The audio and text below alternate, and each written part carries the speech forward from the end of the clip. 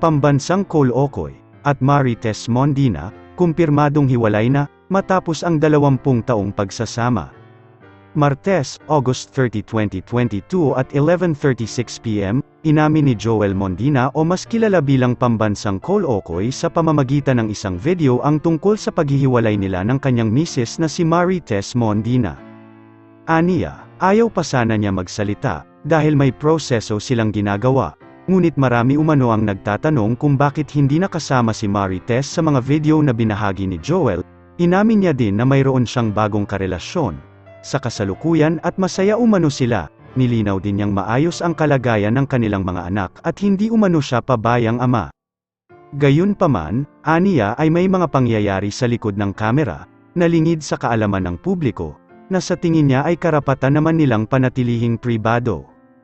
Ang content creator na si Joel Mondina, o mas kilala bilang Pambansang Cole Okoy, ay nakilala sa kanyang mga nakakaaliw na mga online videos. Isinilang siya sa La Union at lumaki sa Baguio City, kasama ang kanyang lolo at lola, taong 1974,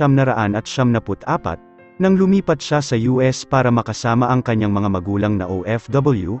Simula nang nagkaroon ng pandemya, lalong dumami ang pumasok sa paggawa ng mga YouTube videos, at ilan na rin sa mga magkakarelasyong YouTuber ang naghiwalay kagaya na lamang nina Tony Fowler at Rob Moya, makaganda at makagwapo at Team Sawyer at Sheena Roses.